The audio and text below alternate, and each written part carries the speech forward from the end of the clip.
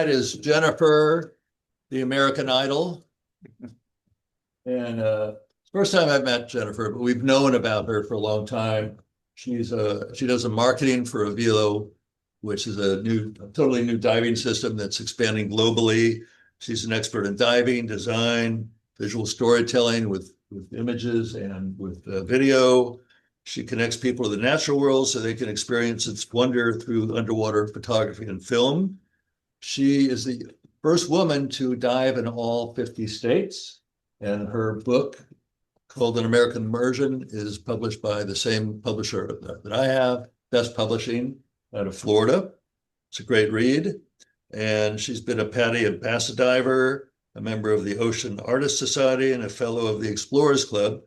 And in her 25 years of diving, she has earned 29 certifications. So please welcome Jennifer Idle.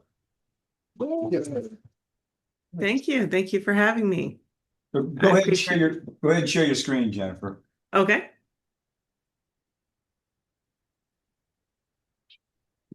Okay. Thank you. It's good to kind of virtually meet everyone. I had a couple of moments to chat briefly and learned that there's some cave divers in the group as well. I'm also a member of the OCDA, which is the Ozark Cave Diving Alliance. It's a cave diving team up in Missouri. And I heard your Blue Fridays. I think we turn blue on those dives more than we dive in the blue. But I'm excited to be here. Tonight's unusual. I actually leave at 4 a.m. my time. I'm here in Austin, Texas. So I'm here on Central Time, and I'm getting ready to go to the Philippines for the first Avelo exclusive liveaboard in the Philippines on Solitude 1. Super excited to go, and packing when you have as much gear and equipment as I do is an endeavor, to say the least. I've been scrambling today to wrap up my packing, and I think I'm 90% there. I still have some batteries charging behind me because what I do with my camera work is battery intense. And as Gil mentioned, I shoot both photography and film. And in tonight's presentation, I hope to give everyone some inspiration for some places to go, some things to think about, and also I'll give you some insight into Avelo. Everything in this presentation is footage or design that I've created, all the way down to the logo for Avelo. So I'm super stoked to show you what I've been up to for the last 5 years or so, and show you how this has grown.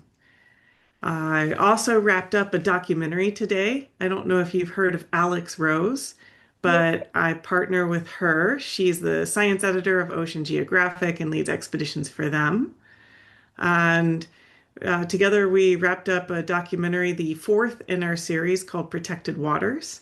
And that actually premieres at the film festival at the Thunder Bay International Film Festival on January 20. So nothing like getting all the deadlines in right before a big international trip. I did the final cut and everything worked. I'm grateful that we're not in Mercury retrograde anymore. I am one of those, given that I have a whole heap of technology at home. I like for Mercury to be kind to us. And yes, Neil deGrasse Tyson would laugh at me, but I've seen enough of it that there's something electronic going on during that time. So thank you guys very much for having me this evening. I'm excited that my journey has taken me to Avelo, and grateful that Gil said that I've only got 25 years of diving because it's actually closer to 30 now. So I need to update my website, but I am the cobbler's shoes, needing to continue to update all of my materials. I have been blowing and going, and one of the hardest things that I had sort of to choose to get through today was I have such an extensive portfolio. I almost don't know what to show you this evening. I was like, oh, I could show them this or this. And so hopefully there are some things in here that you find exciting. As I mentioned, I dive at the OCDA and I do some cold water work. Well, it turns out I do a lot of cold water work, and I got known for doing ice diving, diving in Alaska, diving in the Arctic, and just generally enjoying the life that we have. The Pacific Northwest is some of the most extraordinary life that I've seen, and any opportunity I have to go back to Alaska is welcome. Believe it or not, Alaska can be warmer than your California coast, and there's nothing to sneeze about the waters off the coast of San Francisco for sure. I have been diving out in the Monterey Bay area just north of there and seen some of the nudibranchs and some of the kelp that you have. And I'll next be in California for the Avalon Harbor underwater cleanup on February 21. So if anyone's there in person, come say hi to me. I will be at Pavilion or Canopy for Avelo, having a chat with everybody and just connecting and celebrating and supporting that event, followed by some diving the next few days. Any chance I get to dive out at Catalina has just been an absolute joy. And I do have a recommendation if you don't want to go too far for your Blue Fridays. Um, some places. Has anyone here been to Homestead Crater out in Utah? So that is a geothermically warmed 96-degree body of water. It is very blue. It can be snowing and skiing weather outside at the ski resort there. And then you dive and it is steamy and warm. So for anyone looking for a nice warm dive that's not too far on the horizon, that's one that I recommend. And one when the waters are warmer, Lake Havasaw in Arizona is actually quite extraordinary as well. So as Gil mentioned, I am the first woman to dive in all 50 states, and in so doing, I became acquainted with local dive sites all across the country. Not only have I been in all of those states, dove in all those waters, I wanted to document the best of them, and some of these places I keep going back to. As a local Texan, when we hear about California diving, we all heard about the tales and fables of the kelp gardens in Catalina. That's what people talk about, and it was just an extraordinary kind of word of mouth, amazing sort of expeditionary dive. Everyone goes, the pinnacle of diving is at Catalina. So during my 50 state journey, when I set out to dive in California, I set out to dive in Catalina and see the fabled kelp gardens.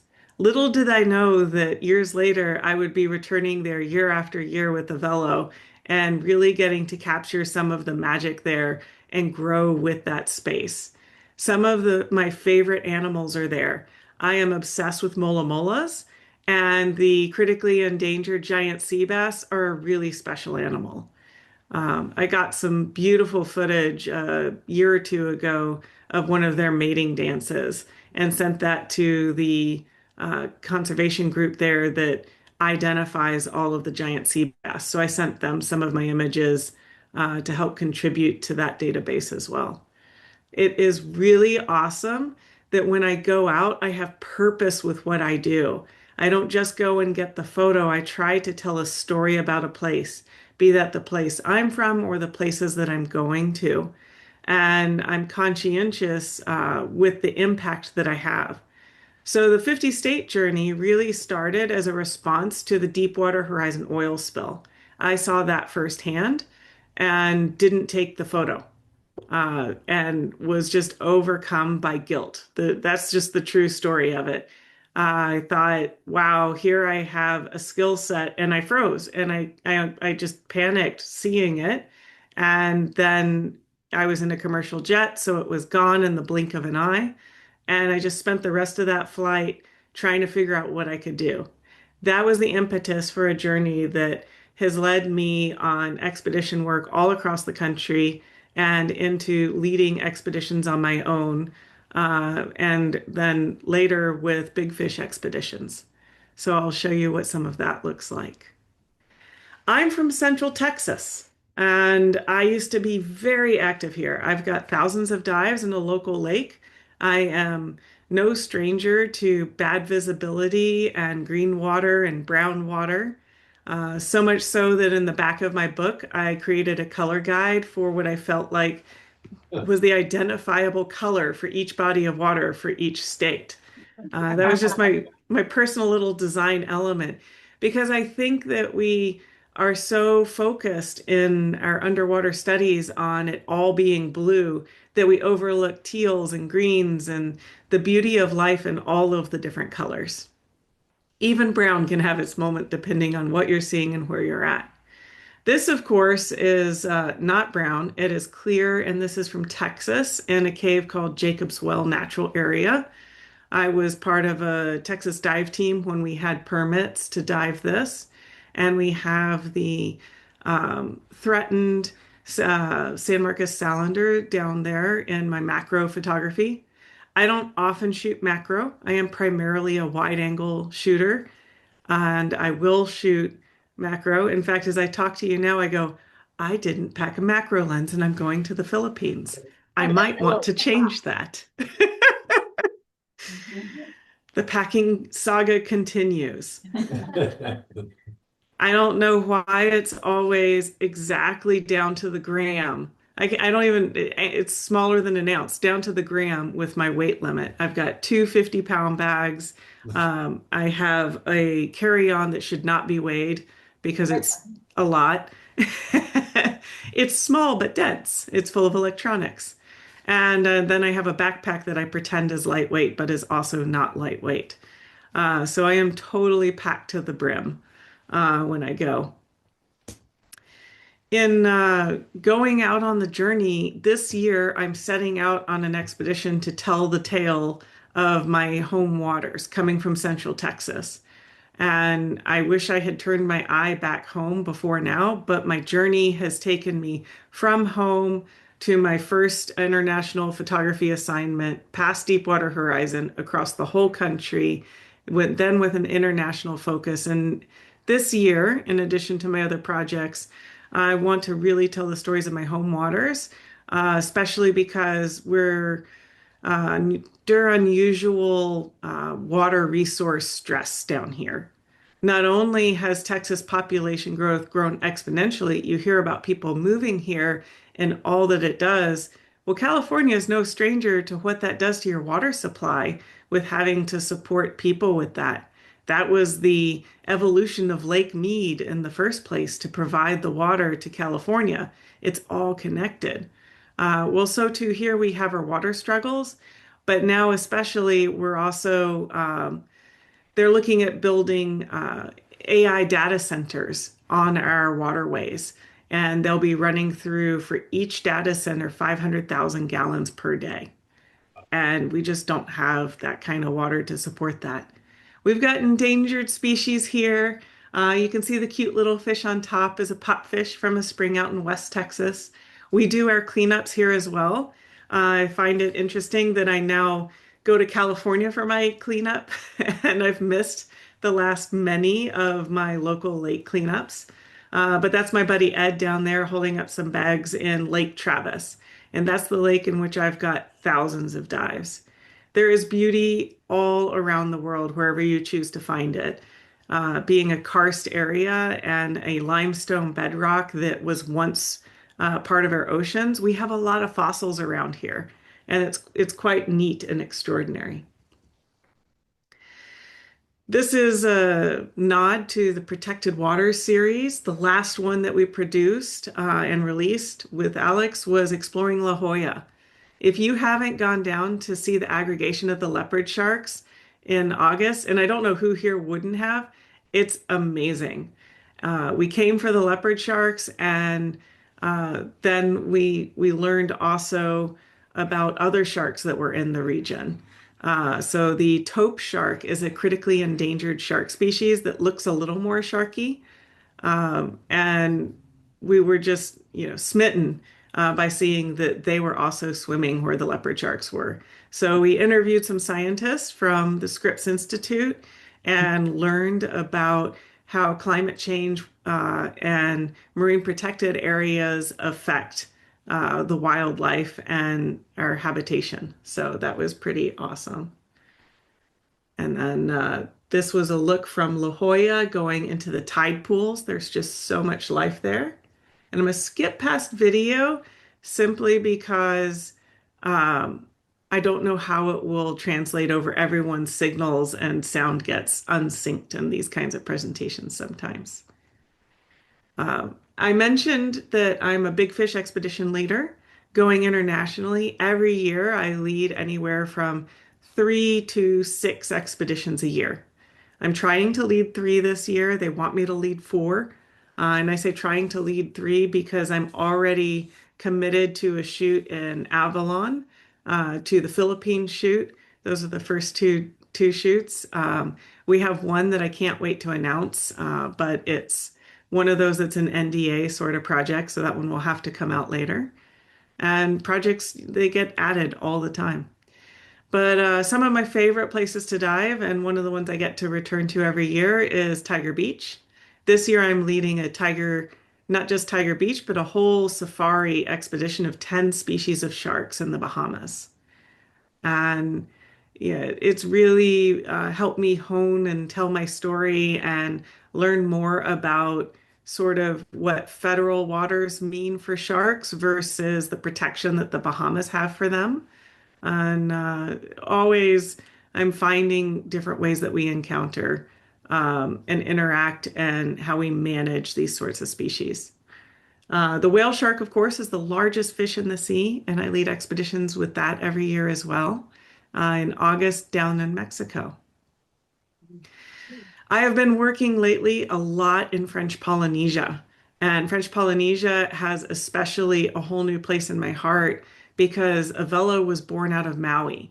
And that's why the history of if you look at our graphics, they were Hawaiian based, and we spoke with the Hawaiian Cultural Trust as I illustrated those to make sure that it was not an appropriation, but an homage and an appreciation for our origins and where we started developing the new technology that is Avelo. So French Polynesia has a special place. This is actually out of a tiny island in the Austral Islands called Rurutu. It is south of Tahiti, and I have been going there now for a few years. I go there for a month every year, and just I love it. I absolutely love it. The humpback whale trip is, of course, sold out a lot, and it's an extraordinary trip.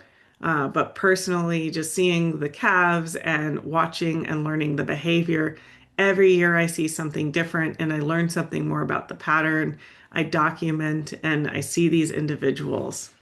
There is also an identification program. There are several around you. So for anyone with their long lenses on the California coast, you have the opportunity to film the flukes and submit to that database. Not so many from the southern species are documented. So the species in California is the northern species of humpback whales, and the ones in French Polynesia are the southern species. So the northern species goes all the way down to Hawaii, and the southern species goes all the way up to Tahiti. But they don't really commingle. It's very rare that they will commingle. Part of that is because their migratory times are at different times, which has to do with their feed source. And of course, we saw things and learned things like, there is impact everywhere we go. Commercial krill fishing is affecting the food supply for whales. And these are things that come out of my work and I try to raise awareness of and look for. Of course, that guy on the left is a blue whale. You have the blue whales coming up the coast there on California. I don't know if you've ever had the opportunity to see them up in San Francisco, but they go up as far as San Diego for sure. And the blue whale is the fastest long distance whale in the world. And I can tell you from how hard it is for me to get these shots that they don't stop. So you're in the water for, you get maybe a minute and a half with a whale a day in the water. So to get any sort of shot, it's a magnificent and it's a hard species to work with because it's migratory, because of the permit restrictions, and I always work on permitted projects. But with that, I want to introduce the Avelo system, which was kind of next in my journey. And you can see here I was talking about some of the illustration work that I created, and you can see clearly now the Hawaiian references. With my Tahitian experience, I've been bringing in Tahitian elements into that as well. Um, it's part of our journey, and it's part of being connected to water. And I can think of no culture that is more connected to water than the Polynesian culture. Um, but in any case, I am fortunate to have been invited to work on Avelo sort of from the ground up. When I first was introduced to this, it was still diving with prototypes. And we got to build this under the cover of COVID. So while we were all locked up, we were testing equipment out on Maui, and it was all hush hush, and nobody knew what we were doing. We were under NDAs for, we still have some NDAs for some of our work because we continue to innovate and are founded on innovation. Aviad Kahana is a dive instructor that thought, why does diving have to be heavy and cumbersome? Why can't it be lightweight? And in so doing, he created something called the Avelo System. It's comprised of two components, a hydro tank and a jet pack. We use water to manage your buoyancy. So this is the technology for how does this all get together and work? What does it look like when you put these elements together? The jetpack is basically a backplate and harness that has a battery on it and a pump on it, and a cradle, of course, to hold the jetpack. So the battery powers the pump, which connects to the hydro tank. Inside the hydro tank, you have a bladder, and that contains your air. When you power the pump and connect it to the hydraulic hose, it fills the water chamber with water to establish neutral buoyancy at the surface. This is revolutionary because it doesn't just make diving lightweight, it fundamentally changes how we dive by giving us neutral buoyancy at all times, independent of depth changes. As a filmmaker, it's particularly powerful because I could go from 100 feet to 0 feet to 60 feet and never change or adjust my buoyancy. The only time I adjust my buoyancy is when I breathe my gas and I become a little bit lighter, which is how we got here in the first place, by compensating for the loss of gas.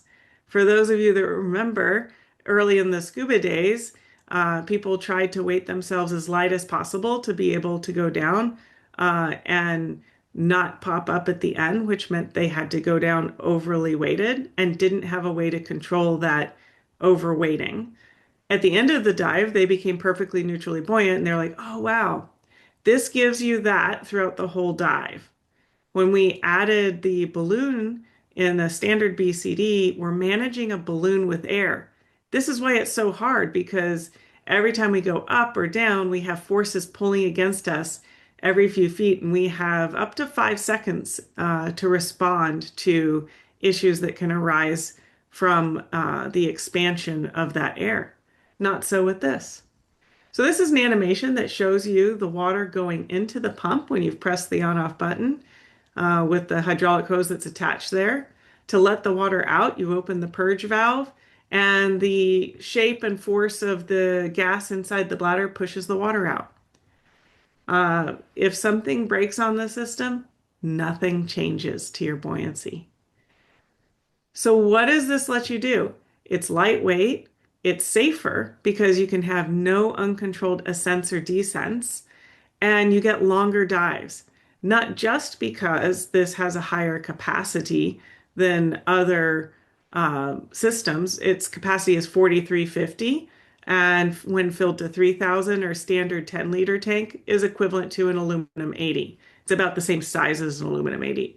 We have a smaller 8-liter tank that when filled to capacity is like an aluminum 65, but when filled up to 4,350 is equivalent to an aluminum 80. And that aluminum 80 filled at 4,350 is like a steel 100. So you can get more gas if you're able to boost and fill that tank with more air. But that's not the only reason we get more and longer dives. There's no bag on the back of the diver. That bag, it turns out, is like driving a sail underwater. And all of us who've been in dry suits know just exactly how much that dry suit slows us down and how much that bulk catches us. So without that, you move more freely, and it turns out there's less stress on your body too.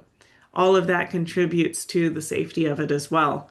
There are some studies going on now, Divers Alert Network, talking about, and we're not privy to, it's an independent study, but our understanding of what they're looking at is the relationship of workload and neutral buoyancy and how that affects the physiology of a diver. Because it turns out when you're perfectly neutrally buoyant, you're under less stress. So right now, standard scuba systems are actually fall within what they call a Borg scale. A Borg scale is a weight system that the military uses to identify certain weights of exertion. People want to get the optimal weight from soldiers, so there is a chart that they use on how much weight is too much. And current systems are in the not worth it category because you look at the percentage of body weight that you're carrying and how heavy it is. This is why scuba is just so heavy for us now. So Aviad wanted to make it lighter. And what the Avelo system does is it sits more in the 40 pounds. So at 40 pounds, it fits in the comfortable to uncomfortably heavy, depending on how big a person and how strong a person you are.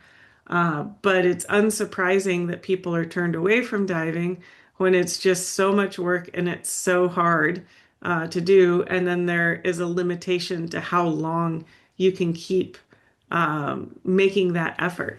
Those of us that are obsessed with it will do anything we can to stay in the water. And I can only imagine how much better my back would have been earlier in my career had something like this existed. Because I've worked with everything from double 108 steels. You know, I've done with the historic equipment, which is a entirely different thing. But those Mark V diving suits, you know, they're well over 100 pounds.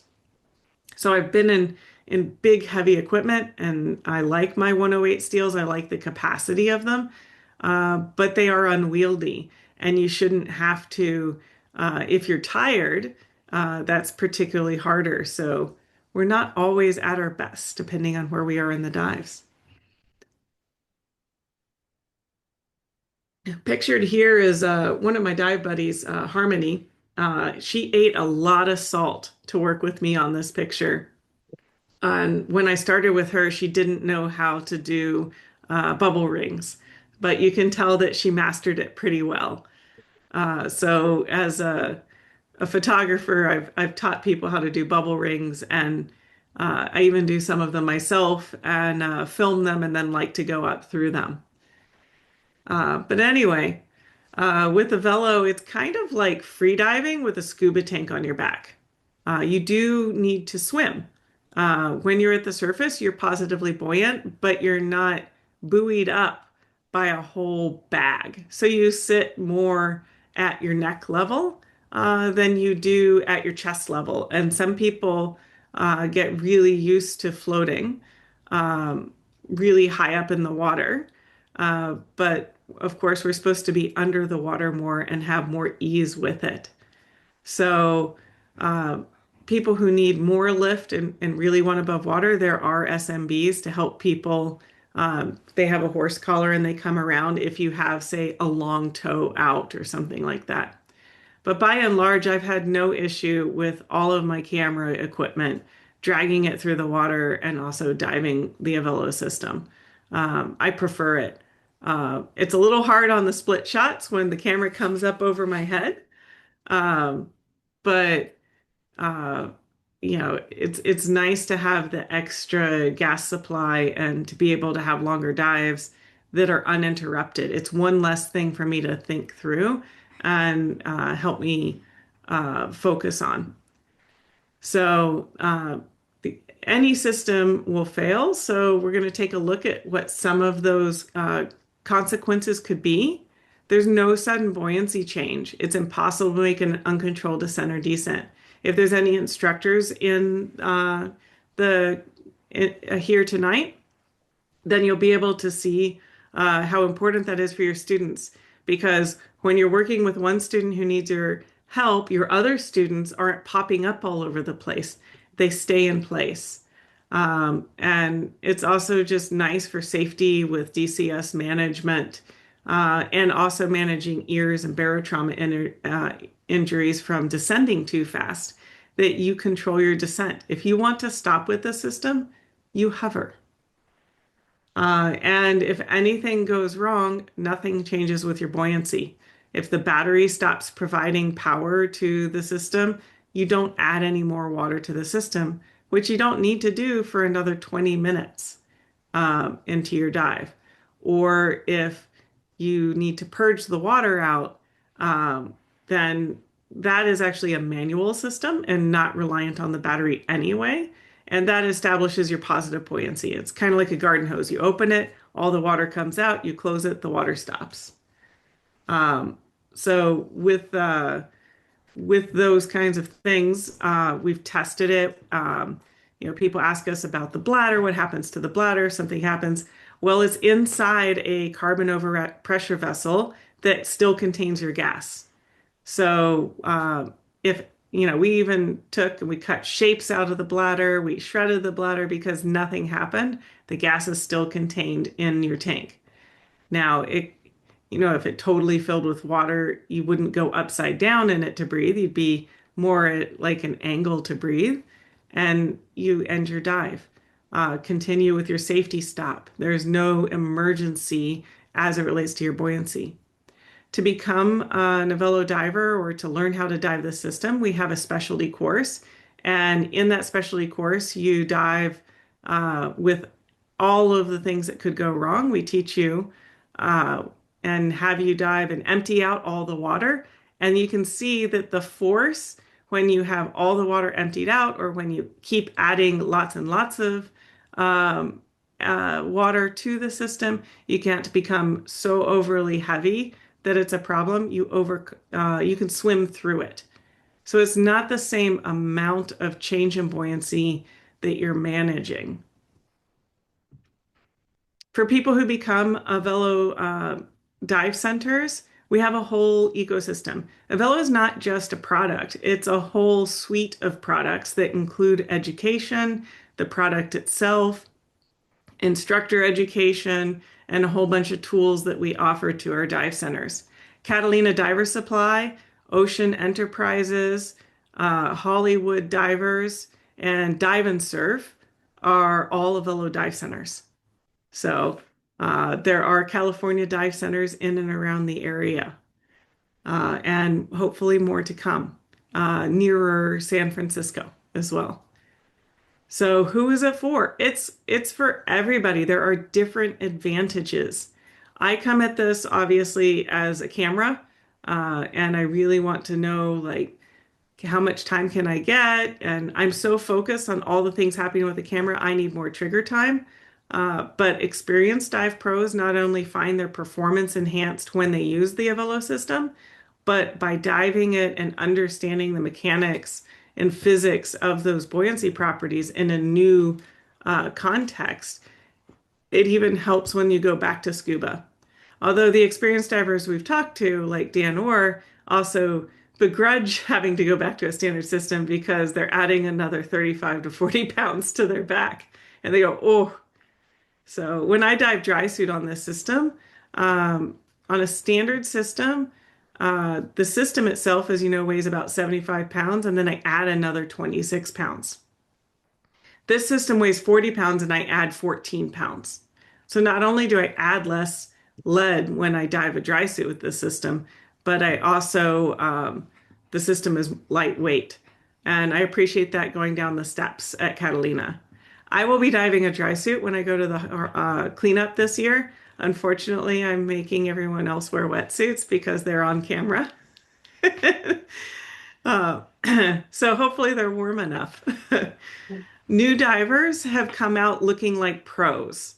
We've seen, and now we have a new program coming out called Avelo Diver that teaches people who aren't yet divers how to dive using the Avelo system.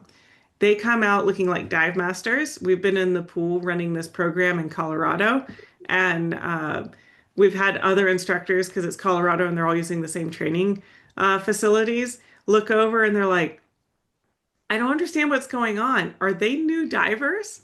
And, the pros are a bit annoyed because the new divers look like they have mastery of their buoyancy. And it's not that we have to have a skill to manage buoyancy. It's that the physics are working for you.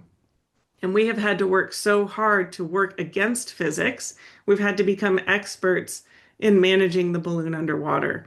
So it's nice to see that perhaps it'll be a more fun way for people to get involved. And adventurers can take this someplace beyond. And that's where I'm really looking to get into this year and next year and taking this to kind of some new destinations.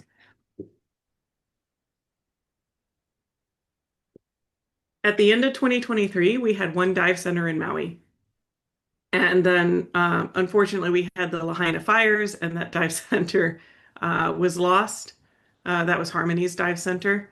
And we also then launched and started going globally. By 2026, we now sit at 61 Avelo dive centers, growing and building new dive centers daily. Right now, we are particularly exploding in Asia. And after this Philippine liveaboard, they're onboarding a whole nother set of dive centers in the Philippines and then on to Thailand.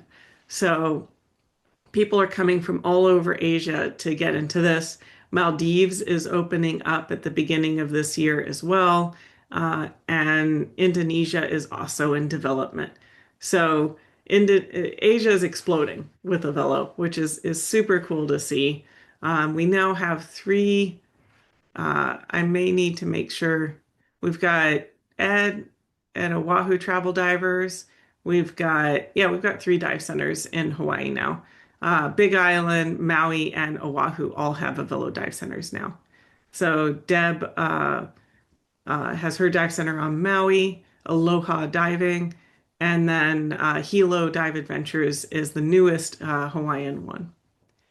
The Recreational Avelo Diver course is a specialty course for certified divers. It's a one-day course, and we recommend people take a second day of diving because when you take any course, we're throwing all the skills at you, and you really want to dive this. So we recommend a second day of diving just to feel what it's like and to play and have fun. I don't know about you, but when I was a little kid, I'd go in the swimming pool, pretend I was a mermaid, and I would flit around, just spinning circles underwater. I see people doing that on the Avelo system, doing somersaults and just doing silly things. I filmed some of that. It doesn't look super graceful all the time. It's certainly fun to do. But yeah, it's a game changer.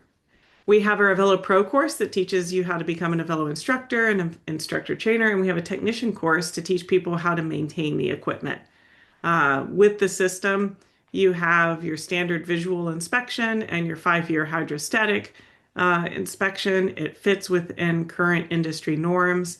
It is ISO, CE, and DOT, so CE conformity.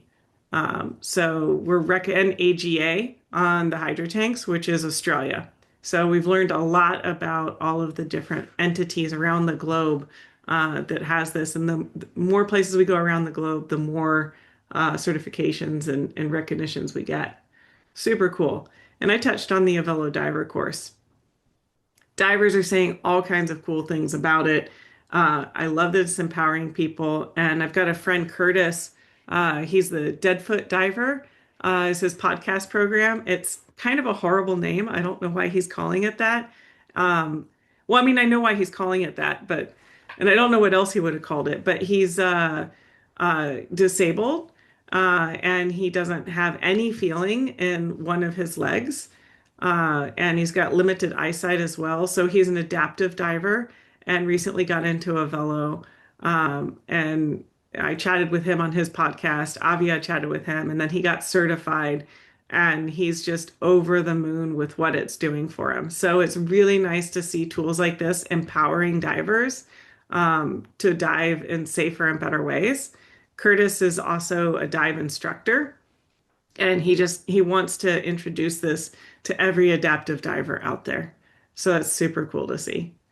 I said that Avelo is an ecosystem, along with the product itself or other products like Avelo Mode, available on Shearwater and Scuba Pro computers. Scuba Pro will have another Avelo Mode available this summer. They've retired their G2C console, but the G2C console is the current model that has Avelo Mode. And Shearwater, of course, all of their air integrated computers, except for one, has the Avelo Mode available on it. Not only that, and you can see here the Peregrine TX, and you can see that what the Avelo Mode looks like on their dive computers. I certainly have been diving Shearwater for ages. Their LCD screens are second to none. But also, they now have their own jetpack. So it's super cool if you haven't seen this or heard about it. They will be at Scuba Show as well as Avelo, so you can see their jetpack as well. Uh, their jetpack's even more beautiful than the Avelo jetpack itself. So we're excited to have them as partners, love working with their team and seeing what they bring, especially with their technical diving background and where it's going. Yes, technical diving is coming. No, it's not here. We are trying to build the recreational market and help give people access to diving first and foremost before we introduce the technical diving market. But it's coming, and it's coming soon. On the Avelo Mode, you can see we have access to data that you quite simply cannot get with an open system or an open buoyancy system. This is a closed buoyancy system, meaning we can capture all the data, and we can even tell you how closely within neutral buoyancy you are. We had a competition at DEMA around DEMA Show, and we announced the winners at DEMA Show this year in Orlando, where people competed by doing their rad dives, and their second dive ever diving the Avelo system. You can mark where your buoyancy reset is, where you feel like you're neutrally buoyant on the computer. They would mark it, and then they would come back and they would look at their graph and see how close they were. We had one student, the winning student, who was within 60 grams, 60 grams of how close they were to perfect neutral buoyancy, which is like just the bottom amount in my glass. I've got my background thing, so I can't show you, but it was insane how close and precise they were to identifying that neutral buoyancy. Even Aviad wasn't able to do that. So the owner and inventor.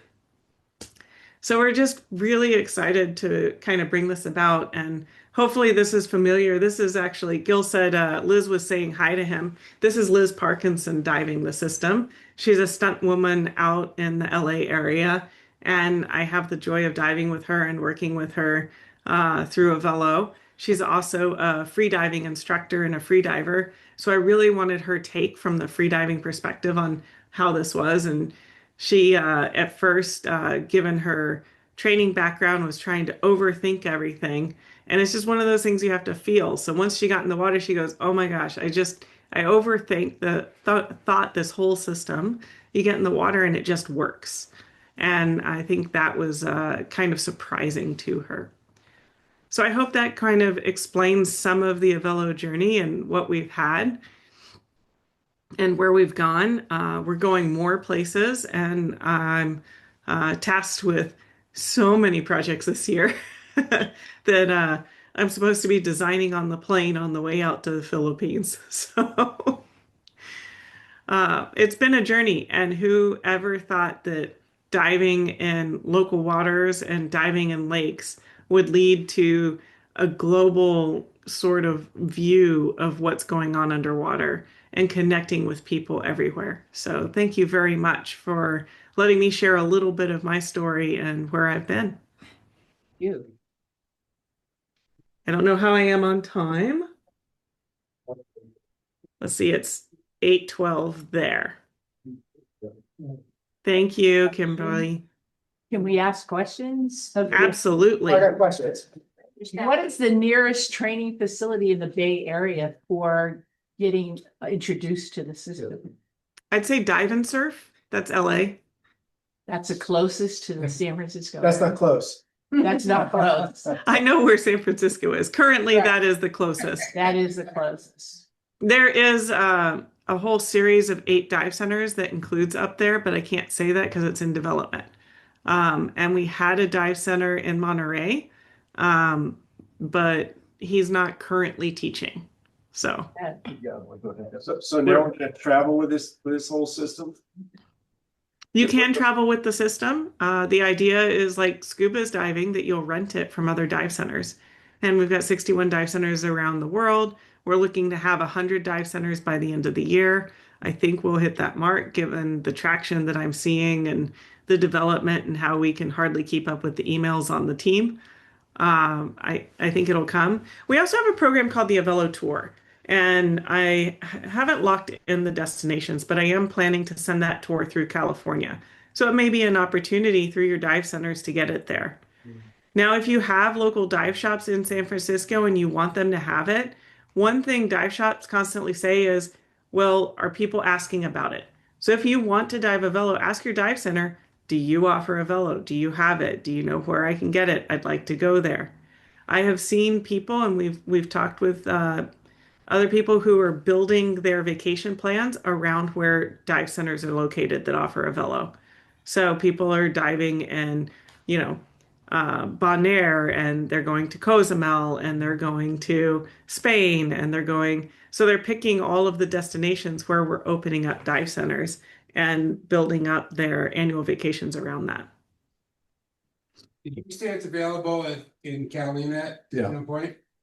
It's available at Catalina now. Yeah. Oh, it's in Canada. Jennifer, it's Gil. I have a question or two. Do you absorb less nitrogen, so it's safer? Well, we offer nitrox in the system. If you can fill nitrox, yes. Okay. A couple of questions. First, if I were to buy the system, and let's say I want to do 2 tank diving, do I buy 2 separate Avelo tanks? Yes. Well, if you want 2 tanks, you would buy 2 tanks. Okay. Second question, can you set it up as side mount? That enters into the technical diving area. We have designs that we're working on, and we're building our side mount course. So we want to teach people how to dive the Avelo system correctly. So there will be a side mount refresher or update for how to dive a Avelo side mount. So I guess that brings me to my last question. Is the system compatible with rebreather systems? Semi-closed circuit. It's not currently being used in closed circuit. It's open circuit only. We're starting with the recreational dive market. I'm curious about semi-closed circuit. It's not available as semi-closed either. Thank you. It's open circuit. Yeah. Another question, Jennifer. This year, Ken and I for Blue Friday want to expand it to include Avelo and SSI and Maui and PADI. Mhm. You want to participate? I'll tell you what, get a dive center in one of our 3 places that we're going and we'll go there. Well, I'll send the information about Blue Friday and we'll talk later. So question, Jennifer, if we had a quorum of like, say, 8 people that showed interest and presented that to our local dive shop, would you be interested in working with them? Well, yeah. How many want to go with it? Raise your hand. We could get 8 right in this group. Let me. Yeah, I'm for it. I would go to John Big fish. at has his own Marin dive Dive shop. Center. Yeah. That's all right. Because we have a local dive shop and we know the one in one of them in San Francisco just closed. So our local Marin Dive Center, many of us go there. And if say 8 of us were serious about learning and presented it to John, the owner, and told him to open up conversation with you. That's something we could do. Oh yeah, absolutely. That's what it takes for owners to go, oh, this might be something worth having in my dive center. Yeah. Also, New Mexico has it. So you're talking about going to blue places. Blue Hole in Santa Rosa. It's a little jaunt from y'all. Which dive center in New Mexico offers it? New Mexico Scuba Center In Santa Rosa? in Albuquerque. In Albuquerque, okay. And also Ocean It's on- First in It's on their Denver offers website, it. Naomi. It's on their website. What's the dive site you mentioned in Utah? Homestead Crater. Yeah. It's awesome. It's a crater, it's a column, and there's a hole at the top. It's got a dome with some light that comes through it, and it's a big pillar of light. It's not an extensive dive site. There's no life in it. There's some floating calcium particulates. It's just a fun and cool dive. A question which I know is difficult. About how much does the system cost? About $4,000 for the jetpack and the hydro tank together.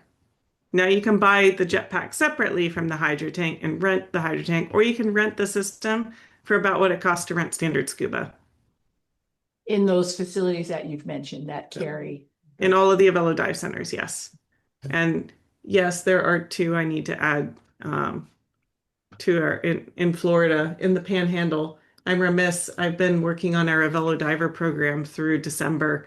So now everyone needs everything else that I haven't been doing from me. So if we were to get a group of, like for our dive club who was interested to go to Catalina, get the training, then get on, is there a dive boat that we could all then go on and use the Avelo system? Is it a shore dive? Sure, not that.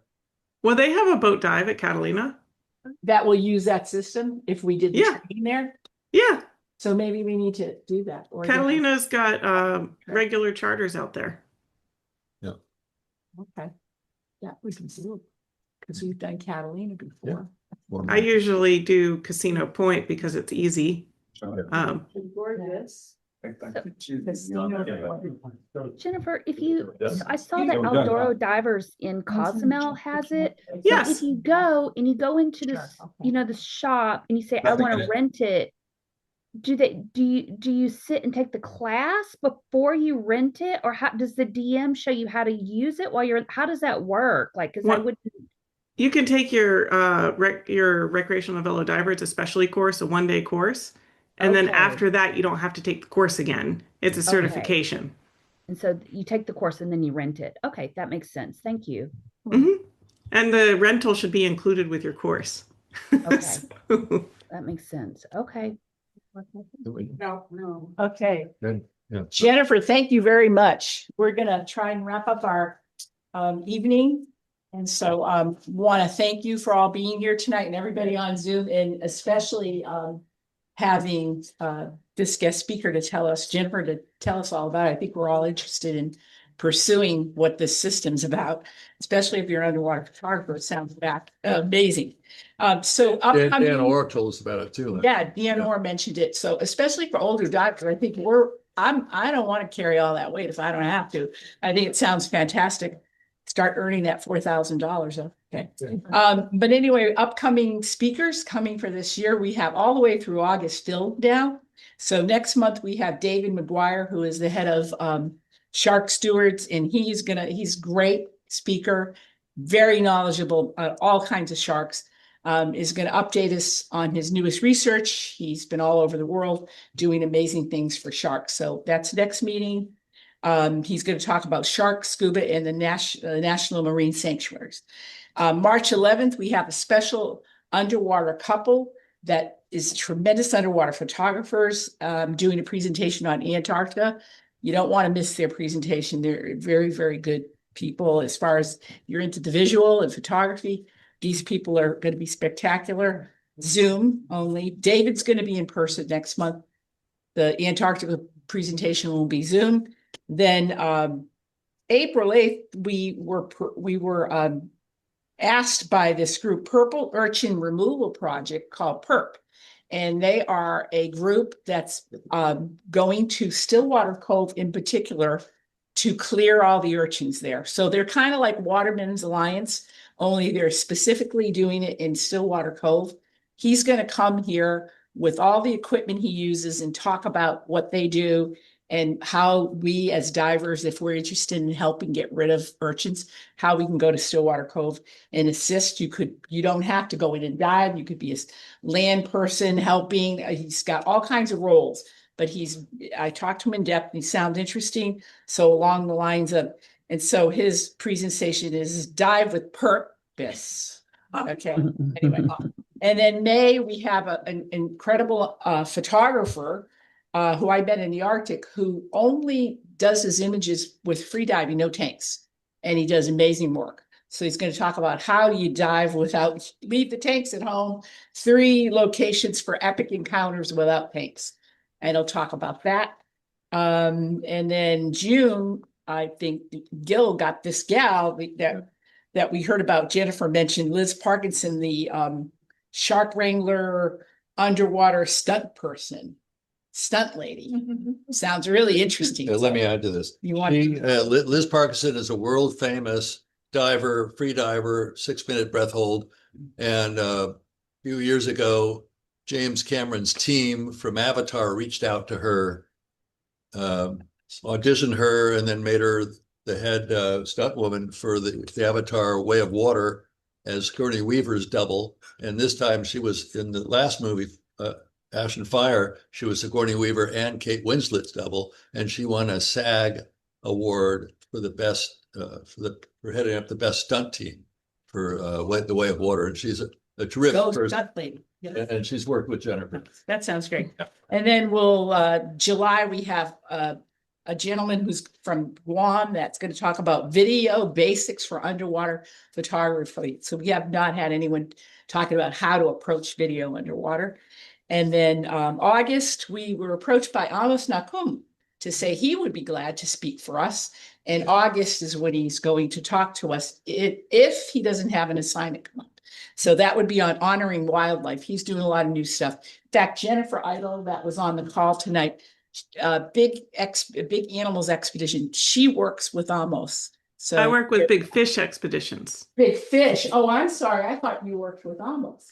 Okay. I have worked with Amos, but knows not it. as a trip leader. I helped him with website work big- back in the day. Okay, But because Big Fish is who I lead trips for. he mentioned you, and so I thought you were connected with him. Okay. Well, I know Amos as well. It's Yeah. a very small industry, and I'm very excited that you guys will get to hear from him. Yeah, he's great. So that's our lineup, and we have only September and October. We've got, if you hear of anyone in your dive travels that sounds interesting, let us know. We're always putting people on the list in case someone doesn't show. We'll pull that other person in. So we want to you, get Jennifer. back to. Thank Yeah, thank you so much. Thank you. Yeah, thank you. Have a good evening. Okay, so thanks, everyone.